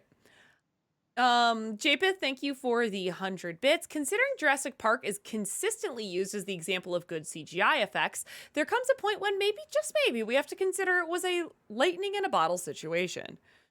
I don't know, because then you see something like, again, not that I'm the biggest fan of this movie, but like the new Avatar movie. Those effects are spectacular. They're amazing. And there are effects that can be done in movies where I legit like maybe didn't know it was CG or they look really real. And we'll sort of do these leaps every once in a while, that are great. But something else I talked about earlier a little bit, Phil Tippett, who was the stop motion guy, he was gonna do the dinosaurs and then they did CG, but I didn't know what they did. Is that on top of watching animals and getting the textures of the skins and everything, is that they let him still do the stop motion. They just did it with these little models that just had like little bullet points pretty much. So he would still, because he was good at moving things like they were real creatures, like real animals. He did like Star Wars and stuff. So that might be a part two in terms of like the movement and stuff, because then they kind of knew more like what to blur, what not to blur and stuff like that, because he knew how to do that as well. So I'm wondering if that plays a part at all. But then again, he did go into doing CG as well. And the movies look good, but not as good as Jurassic Park. So I don't know if that's the thing. I don't know. I don't know. Marcus Machado, thank you for the 100 bits. Always wondered why UNC never covered the film The Rock, which features Sean Connery and Nick Cage, which in itself sounds awesome in itself. Also, often considered the only good, at least not terrible, Michael Bay movie. Well, watch Disney December this year. Maybe you'll see a review there. Ooh. At Movies, thank you for the 100 bits. Can we ever expect Toy Story month? Oh God, I guess we'd have to wait for the fifth one to come out. We sure would. I didn't even like the fourth one. I barely like the third one. But two's where it's at. But I don't know. Maybe. Again, I think I'd have to wait for all five to come out. But yeah, might be an idea. And a new record, maybe. We have half an hour for highlighted questions. Holy man, we haven't had that in a. Have we ever had that? I don't know. I don't know. All right, yeah, let's do it. Oh my God. Well, now that I said that, we got 2-bit messages that came in. Alexander, thank you for the 100 bits. I know this might be a lot, but how would you rank every Jurassic Park movie? One. Maybe. Shit, God. I really don't like the sequels. Yeah. 3, Jurassic World 2, and then the last 2 Jurassic World movies are like interchangeable. I don't care. That Disney Nerd, thank you for the 100 bits. Which trilogy do you prefer, the Captain America trilogy or the Raimi Spider-Man trilogy? Honestly, I think the more I think about it's weird. Captain America, but in almost kind of like, you could say a criticism to it, I kind of forget it's a trilogy because those movies are all tied so much together. Yeah. Like I always call Civil War. I always forget to call it Captain America Civil War. It's not like he isn't a prominent character in them. He is, but there's so much focus on everyone else in them that it is one of those things where I go, I guess that is a trilogy, isn't it? So I'd probably say those. I get to those a little bit more, but I mean, I do like the Spider-Man films. At Movies, thank you for the 100 bits. Unfortunately, Lightyear counts as number 5. Well, there is another Toy Story coming out too. There is Toy Story 5 Yeah. happening. It's not just Lightyear. and that is a different year. That is Andy's favorite movie. It's Right. not the toy. I mean, Duh. on. Obviously, did you see what they did with Zurg? No Dream 16, thank you for the 100 bits. Jurassic Park 3 is the second best one because it had the sense not to be 140 minutes long. Yeah, it just sort of came in and left, you know. Jurassic World at least did give that really cool. It's cool seeing the park open and then that big fight at the end with the T-Rex and everything. It was pretty cool. Where 3, I kind of remember it's just like, okay, here's some dinosaurs, bye, and it's like, okay, at least you were quick. Marcus Machado, thank you for the 100 bits. What are your thoughts on the Lethal Weapon films? Do you consider covering some of them in a future episode? You know, I like them. I don't love them. I get why people love them. You know, those two have great chemistry and everything, especially for the time it came out. But yeah, I never got like super diehard into them. So yeah, but probably not. JPith, thank you for the 100 bits. I work in retail and had to make a fuck ton of Lightyear's toys on clearance last week, and I'm like, yeah, that tracks. Yeah, and it's weird. It so was not a toy selling movie. Ironic for something that's in the Toy Story universe, I guess. Yeah. Alexander, thank you for the 100 bits. Thoughts on 48 Hours? I haven't seen it in years. I remember it being really good. I feel like I would like it more now if I watch it as an adult. That's one I should probably revisit. Blaggle Block says, what are your thoughts on Neon Genesis Evangelion? I have not seen it. I just know it ends with Garfield. No. You must. I know I love Evangelion. No, a lot of people tell me to see it, and if anything else, just for the ending, or endings, I should say, right? Yeah. Aren't there like a couple different versions? I know that's another like required viewing. How many episodes is it? I don't remember.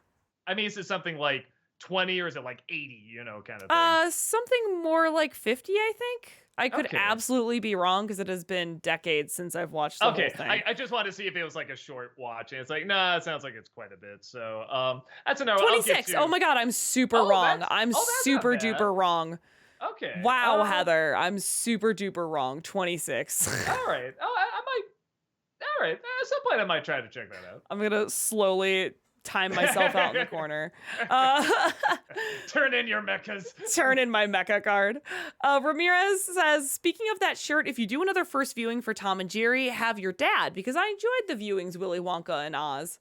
Yeah. Yeah, we haven't done one with that. Well, we haven't done a first viewing in a while. We do have one with an upcoming Disney review we have, because it's not a first viewing, but we're gonna get some fun stuff. It's a movie we like to talk about and kind of laugh with and stuff like that, so that should be good. Yeah, I don't know. I'll try to keep that in mind more for in the future, having a first viewing with Dad, because right, I haven't done that in a while. Oliver Dreamwalker says, what's the most obscure movie that you know? Obscure movie?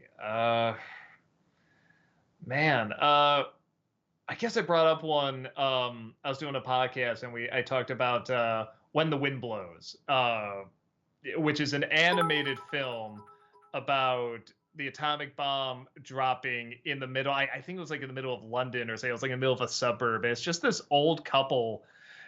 I mean, I guess it's kind of a spoiler, but I mean, they're slowly dying in the movie, which sounds horrifying, and it kind of is, but the couple is just so sweet, and the way they shoot this film is like so surreal. It was really fascinating to watch. I don't know, and nobody knows it, but it's an interesting film. That Disney Nerd, thank you for the 100 bits. I'm with you about the Harry Potter films, Doug. I didn't grow up with any of them. I watched the first 2 films 4 years ago with a friend who's diehard HP fan, and I couldn't get into them.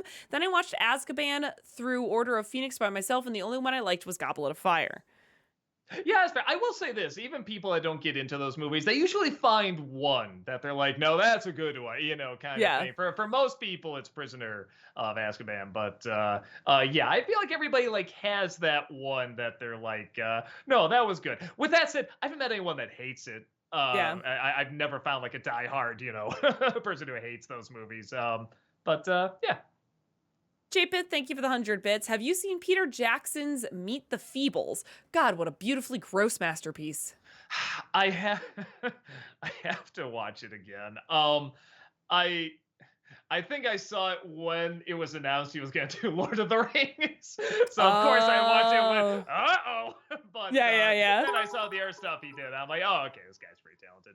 But I never got all the way through it. I think part of it is I had a really bad copy. It was like a VHS copy, which some would argue that's the best way to watch it, and I get that. I should just sit down and watch the whole thing because everybody does say that it's really great, and it's like I think I got just like say, okay, just sit down, get through the whole thing because everyone says I'm missing something here, and they're probably right. Alexander, thank you for the 100 bits. Top 3 favorite animated Halloween TV episodes. Man, episodes, animated. I'm thinking of specials, but it's hard to think of like. The Simpsons. I mean, good God, any of those are great. Um, man, now that's live action. I can't think. That's something I think I have to like look up or something like that. Let me try like animated episodes Halloween. See what pops up. There's got to be like some stuff that pops up here. No, it's all like the specials again and everything. Okay, I think I gotta just mention some specials here. The Peanuts one, obviously, and then I don't know. The guy I have a soft spot for the that old Raggedy Ann, the pumpkin that couldn't smile. It's cheap, but I love it. Kenton Play Stuff, thank you for the 140 bits. First off, here's an extra 40 bits because I accidentally have 60 instead of 50 during one of the God of War streams, so whoops. And second, is it possible that we might get a fanscription on Guardians of the Galaxy Volume 3? Since you don't particularly love the film like everyone else, I'm curious what you would change about it, such as maybe the High Evolutionary doesn't shout so much. Man, it's a good question. Well, because I don't know the comics that well either. I'm sure he's taking from the source material. So I'm probably not the one to do it. And again, even the changes would just be more kind of stuff like the dialogue and toning down the screaming and making it a little bit more visually interesting. Like, I don't think it's something where it's like the script's not there at all. Like, it is. Maybe I do a little bit more with like Gamora and Star-Lord because I don't know. Once you set that up at the beginning, just focusing on that the rest of the time I thought was really, really boring. You either have to have them like get somewhere or set up really quick. We're not doing this, so let's move on to something else, if that makes sense. Yeah. Blake the Nothing, thank you for the 100 bits. Doug, what do you think of Straight Outta Compton? The movie? I'm assuming they're talking about the movie. I assume. I loved it. It's funny because like I grew up during that time and I'd always hear these names and hear a few songs, but I didn't know too much of the history of it. So I love watching some of these films and documentaries, and I watched a little bit of that Wu-Tang show as well on Hulu. And it's interesting watching it not really knowing exactly where it's gonna go. I mean, some things like when I hear the name Suge Knight, I'm like, uh-oh, like I know that name kind of thing, but at the same time, I'm watching it and just being like, wow, okay, so that's what happened. That was what was going on here. Okay, man, and seeing sort of the rise of all that, the time when it was not seen as like an art form and stuff like that. All that's very interesting. Japeth, thank you for the 100 bits. Obviously, the Disney live-action remakes are garbage. Ironically, Disney's best remakes are, in fact, their live-action films like Freaky Friday, Homeward Bound, and Parent Trap. Yeah, I like those. And part of it is they're already going off of something that was live action. It already have proof of concept in the live-action world. All they really have to do is update it. I know it sounds weird, like, oh, it's just the same thing, but you're updating it. But it's like when a story is that good, that is all you need. Freaky Friday, just making it with modern problems and having Lindsay Lohan and Jamie Lee Curtis, it's like that already sounds like fun. That sounds great. That was fun. So yeah, no, I think that does make sense. Captain John, thank you for the 100 bits. Hey, Doug, I understand that you're not the biggest fan of the Wachowskis, but I was wondering what your thoughts were on their first film, Bound. Compared to their later work, it's certainly more tamed. That's okay. Every once in a while, we do like a movie night after a show, especially like shooting at home and stuff like that. That's one y'all got it. Have you seen that one? No, Heather? I haven't. Phenomenal. That, I mean, hands down, their best film. It All is right. just, it's suspenseful. Hmm. It's shot beautifully. It has like a Okay. real Coen Brothers feel to it. It's like them before they got like this crazy expensive budget, and the dialogue is just like need to know, but it's quick and it's clever. It's not over talky and everything. The characters have real charisma. Oh, it's so good. Not enough people talk about it. So thank you for reminding me of that movie, because that is one we could probably do a movie night on. FBL, thank you for the 100 bits. Have you ever seen the movie I Know Who Killed Me? Is that the Lindsay Lohan one? There's one. I know. I'm not sure. Okay, there's one that Malcolm talks about. Oh, that's the one. Malcolm just goes on and on about this movie, about like you just have to see how bad this film is. Okay. And I don't know anything about it outside of that, except he just constantly says you have to see this movie. So I'll try to get around to it at some point. Cameron Blythe, thank you for the 100 bits. The one good recent live action Disney, in my opinion, is Christopher Robin. Just hearing Jim Cummings' voice is enough to get the feels. He was so good in that. I don't know. So You always have these actors who come in and will take over a voice, and they can take over the voice very well. I mean, sound just like the original actor, and some. It's always nice when you see someone elevated to like a new point. Bill Farmer, I think, does the same thing with Goofy. I mean, like not only does he sound just like the character, but man, does he just take it to a whole other level. Whenever the writing wants to advance something, he always is there to meet what it's trying to do and excel at it. And I think Jim Cummings is the same thing, honestly, with any character he plays. But with Winnie the Pooh, he just finds that heart. And there's never any doubt you are listening to like the same Winnie the Pooh you heard the first time you heard him, in those original shorts and everything. So yeah, I can see that. I was a little mixed on the movie, but yeah, I kind of agree that a lot of it is kind of worth it just for his performance. Random cartoon fan, thank you for the 100 bits. I forgot to mention this, but if a Mario and Sonic movie does happen, do you think the worst part is when they would try to force the Mario characters in a live action environment and they would only stick out like a sore thumb because of their designs? I think you'd have to switch it. You could have like a little bit of live action, but I think you would have to have Sonic go into their animated universe, and then Sonic takes them into like where he's from, right, where that Weird Owl thing was and stuff like that. They'd take him there and see the Mario characters interact with that. I think that's the way to do it. I think you can have fun with that, honestly, because we haven't seen much of that world in the Sonic universe, and I think that'd be fun to see. So yeah, I don't know. When you brought that up, I was kind of laughing at, but now I'm like, it's a good idea, honestly. Master Tiebreaker, thank you for the 100 bits. Hey Doug, how's it going? Question crossed my mind today. Where did you get the idea for the Nostalgia Critic outfit? I always liked wearing, black caps, and I liked wearing suit coats and stuff like that. And I just like the idea of somebody that like wanted to look professional and then gave up halfway. I think originally it was like the suit coat and the hat and then just whatever shirt I had. And then at the release of the last Harry Potter book, Rob said, it's a big event. You should wear a tie. I just immediately got this idea of like the white shirt and this tie hanging loose around it. I'm like, yeah, that looks pretty good. I think this is it. I think this is the outfit. T-Man, thank you for the 100 bits. Have you seen Unicorn Warriors Eternal from Adult Swim / Max from the creator of Dexter's Lab and Samurai Jack? Yes, I like it.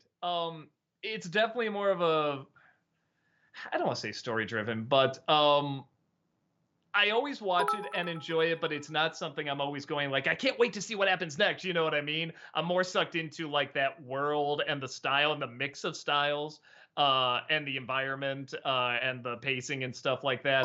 And there is a good mystery. It's not like I would skip an episode, but it never quite leaves on a cliffhanger where I'm just like, I have to know what happens. It's more like, oh, okay, well, if it ever pops up in notifications, I'll watch it, if that makes sense. But artistically, it's just like, beautiful, like really anything he does, honestly.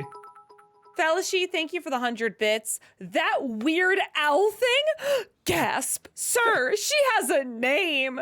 I don't know what it is exactly, but show some respect. I will definitely show respect for what's her name. FBL, thank you for the 100 bits. How did you and Heather meet? Same question for Ayana. Apologies for misspelling. I went to an audition for demo reel. You know what's so funny? I was going through, I was looking for like an old video file, and there's this folder that like just had numbers on it. I'm like, oh, what is that? I clicked that, and it's all the old audition tapes. Oh, for demo In reel? there. Yeah, and I was Oh my just like, gosh. oh, I was like, and I didn't have time to look for yours, but I'm just like, oh, okay, so we do still have these. That's kind of cool. That's really fun. But yeah, no, and you've been a wonderful addition ever since. Oh, thank you, but I wasn't in demo reel. I didn't pop on But until I later you became came a- back for Awesome Comics, and that's how I met Ayana too. Is we both auditioned for Awesome Comics and got the roles. FBL, thank you for the 100 bits. Thoughts on the 2011 Winnie the Pooh movie? Let me see if that's the one. I think I did Disney December on that. Let me see. I remember it being good. Yeah, that's the one. It's good. It's it's not quite the level of like the other, the first movie that came out, which I think was a collection again of other shorts and stuff. But it is good. It's a very valiant attempt at trying to capture that voice again. And it does an okay job. The songs are really good, especially in it. FBL, thank you for the 100 bits. NC Christmas for Violent Night. Wait, what was it again? Violent Night. Oh, is that the yeah, it's like the whatever 8th Santa movie where he's a badass. Right. I will watch it. I think I avoided it because there's just so damn many of those movies, and everyone's like, yeah, it's good. It's not like great or anything, but everyone keeps asking for my thoughts on it, so there must be something there. There must be something unique in there. So I will try to check it out. I can't guarantee an NC review, but I will try to check it out. At Movies, thank you for the 100 bits. Freak Show Cinema for Fantasia.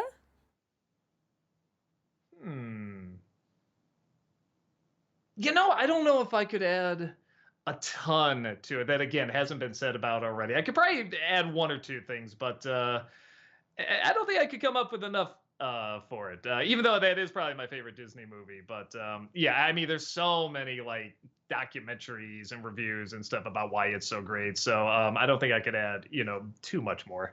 FBL, thank you for the 100 bits. Thoughts on the Banshees of Inisherin? Oh my God, I loved it. But I will say this, if anyone has not seen the movie, because I have seen some people that have gone in and just said, that's the worst thing I've ever seen in my life.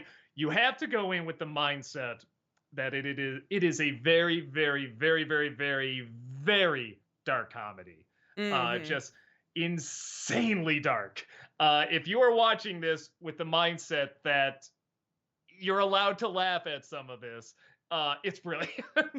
But yeah, and there's other layers to it as well, that work on a dramatic level. But yeah, I think you have to go in with the understanding that this is meant to be just one of the most mean-spirited, depressing comedies ever made.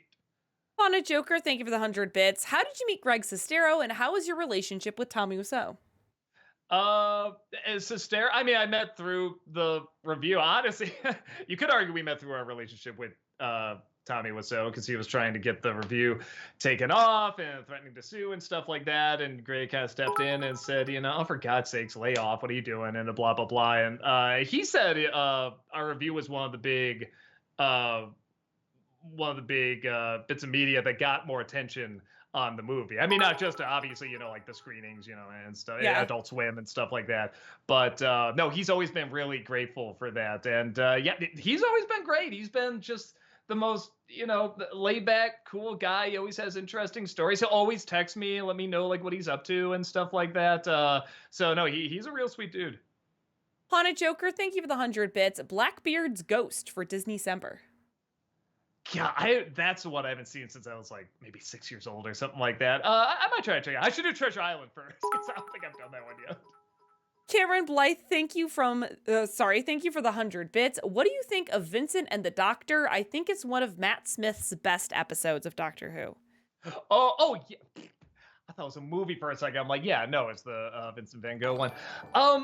It's funny. I like it. I'm always a little torn. Oh, I love it. No, and it's like, I do too, but there's maybe because I have read a lot on Vincent Van Gogh and stuff like that, to a point where, you do kind of see how like it's kind of mentally ill he was as well. And there is a part of me that kind of I wonder would he look at that episode and just be like bullshit. You know what I mean? Because there was just like there's both this beauty but this bitterness to him as well. So but that's also kind of what's great about Doctor Who. You can live out that fantasy that he would see all this and he would cry and it would finally he would finally let that all in, that his work amounted to something and everything.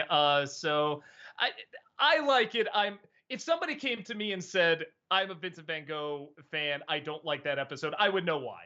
Yeah. If that makes sense. Yeah. But because I do acknowledge it as fantasy, I do acknowledge it as the stuff we do even after we pass can still live on, even if it doesn't while we're alive. Yeah. I think that's more valuable. Alexander, thank you for the 100 bits. What are your quick thoughts on each vacation movie, including the Ed Helms one, if you've seen it? I never did see the Ed Helms one. I hear it's bad. I love the first one. I like the second one. Adore the Christmas one. And like the last one, the Vegas one. JPit, thank you for the 200 bits. I'm going to combine them into one message. Tommy, you mean John from theroommovie.com. Sorry, forgot about the hyperlink rule. So they just had John from, and then I saw star, right? And I was like, oh. Normally, sometimes I could figure it out, but I couldn't figure that one out. So thank you, JPith, for the follow-up and clarification, because I wasn't sure. Yes. Yeah, I think the last time, I think we did an interview with him for Shut Up and Talk. And I think one other time he went on like a tirade about like trying to go after people who reviewed his stuff. He went after us again. We're just like, oh Christ. And again, I think Greg, we told Greg about it. He's like, I'll talk to him. And I think he let it go. So again, all the more grateful, to Greg for that. But yeah, I don't think I've like talked to him since like that interview. I think there's always going to be a fascination with him. I hear all the bad, shitty stuff he does too, and I'm not gonna act like, oh, come on. It's like, no, that's still bad, shitty stuff. But he's so fascinating, and his outlook on everything is so bizarre, and he's just kind of like one big mystery box that I think you're always gonna be fascinated, even whether you like him or hate him in the moment. You're always gonna be fascinated by him. Master Mario says, have you ever listened to Dan Fogelberg? In my opinion, he's an underrated artist. Some of his best songs include Part of the Plan, Illinois, and Man in the Mirror. Please listen to him when you get the chance if you haven't yet. Maybe I'm one of those people where when I hear the song, I'm like, oh, I know that song. Yeah, sure. But I'm terrible at remembering the artist, so it's totally possible I might have. But I wrote his name down so I can go and check out more of his stuff so I can at least be more aware. Dino Man says top 5 Tamras. 5, Anastasia Tamra. 4, Georgie Tamra. 3, Mary Poppins Tamra. 2, Aunt Despair. And 1, Hyper Fangirl. Yeah, of course. Farkface, thank you for the 100 bits. Doug, have you ever considered doing a fan Christmas dinner experience meetup? Some people have no one for Christmas, but some of them do have money, and all the money would go to charity? I haven't thought about it. You know what? I do Cameo, and that's let's compromise on that because that goes to charity, and I'm sure for Christmas and stuff like that, make a great gift for that. So so you don't have to travel, you don't have to meet up, you can just do a nice little cameo for me there, and that always goes to charity. So that'll be the compromise. Gabster Manster, thank you for the 100 bits. Would you ever do discussion videos on theme parks? I think your input on Disney parks would be really interesting. I thought about doing that for Disneycember, like one year just doing rides. Yeah, Disney rides. I've thought about that because I can talk about them. Especially I do like roller coasters and I like theme rides and stuff like that. And I love the Disney rides, so it might be an idea. Cameron, thank you for the 100 bits. I'm sorry for the Doctor Who related questions. One of the things Matt Smith's doctor did was trying fish fingers and custard. I'm tempted to try it. I have heard some of my friends who did, and it's not good. It's fish sticks with custard. It is not good. I was gonna say fish sticks is fish fingers, right? Yes. What kind of? I hear custard. See, why like I hear vanilla custard? Pudding kind of a thing. Okay. That sounds nasty. Yeah. Alexander, thank you for the 100 bits. What's your favorite joke in each vacation movie? Each one? With the first one, I think it's just when they get to the park, you know what the joke is there. The second one, I think the guy running off with the camcorder, that's pretty great. The third one, Christmas, man, I don't know. anything the ant says, like the Pledge of Allegiance and stuff, is pretty great. And in the fourth one, I think the casino with the lower level games like War and stuff like that, because I actually have been to a casino now where they play those games. Oh, which is really? so yes, we saw a guy lose $5,000 on War. Like it was nothing. What? He just threw down $1,000 chip. Now you lose. Threw down another 1,000. You lose. He did it 5 times and he walked away, and we're just like, like we couldn't believe what we saw. I don't know. That's like the Heath Ledger Joker. Like some people just want to watch the world burn. Yeah. For sure. Power Gamer says, question for both best movie of the year so far and worst movie so far. From what I've seen, best is Spider-Verse, worst is Indiana Jones, though I still thought it was okay.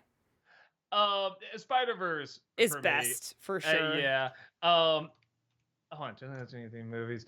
I mean, again, I try to avoid kind of the bad movies that come out. A lot of people said that Winnie the Pooh horror film was really, really bad. Though again, I haven't seen that one. Yeah, they're all just kind of movies I avoid. I don't know. God, yeah, it's like most of them just been underwhelming. Like whenever I'm looking at these, I'm like, yeah, that was just kind of meh. Oh, that was just meh. It's like, but there's none that I can think of that I like hated. Yeah. Yeah, top of my head. Okay, so I guess in terms of like least good, maybe No Hard Feelings. I kind of felt like the acting was good, but the script was pretty dismal. I guess I'll go with that. But again, I'd still I give that like 2 stars or something like that. Gabster Manster, thank you for the 100 bits. What do you think about Oppenheimer? Oh, I love it. I did a review of it on the YouTube channel, so you can see it there. Yeah, it's one of those movies where I like when I drive home and I think about it, it kind of changes and it gets better, because I didn't know what to think of the last third. And then the more and more I thought about it, I'm like, no, that works. No, that checks. And that was really good. I like when you start to put it together, like, no, this all tracks. This actually like really, really, really works. Honest Reviewer says, so Doug, going back to Spectacular Spider-Man, what's your thoughts on the twist of Norman being the Goblin during season 1 and he gaslighted his son in believing otherwise in order to groom Harry to be more like him? What a horrible father. It's a touch forced, but again, it is a comic book show. You can kind of get away with that. And again, I thought it was a pretty clever way to still stay true to the comic and throwing in a lot of surprises. I really like, even though I know who the Goblin is and stuff, but I'm watching this, I'm like, okay, who is he? What is going on here? Kind of thing. I was legit questioning what was happening. It still stays true to the source material. Oliver Dreamwalker says, is there a webcomic that you would like to be adapted into a movie or a series like Nimona? I don't read that many webcomics. Yeah, I'm really out of that. I hear there's a lot of amazing ones, but yeah, I sadly haven't read that many. Fat Raph asks, are you still hyped for Zootopia 2? Out of hyped is the word, but curious. I'm curious to see what they do. Where can they even go with it now? Because that first one I thought just walked that tightrope so well. I watched it again recently, and I'm just like, oh man, there's like all these other like kind of things that some are obvious, but some are kind of like very well worked in and kind of hidden in there and stuff that I don't know how well a sequel is going to do. You know what it is? I can see it really, really working, but I can just as easily see it being very underwhelming, either being too obvious or too safe. So I don't know what they can do with it, but I know they can do something, if that makes sense. Yeah, for sure, for sure. John316, thank you for the 100 bits. Any other games for Disney-cember? If I finish it in time, probably Spider-Man 2. And we might do like some sort of like other just quick like one stream, like a quick stream thing that's like, just a, I don't know, an SNES game or something like that, something that's pretty fast to get through. So yeah, like one of those. Cameron, thank you for the 100 bits. I also rewatched your review of Frozen 2 and I fully agree. I just can't get into it. Love the original. Yeah, me too. There's good moments.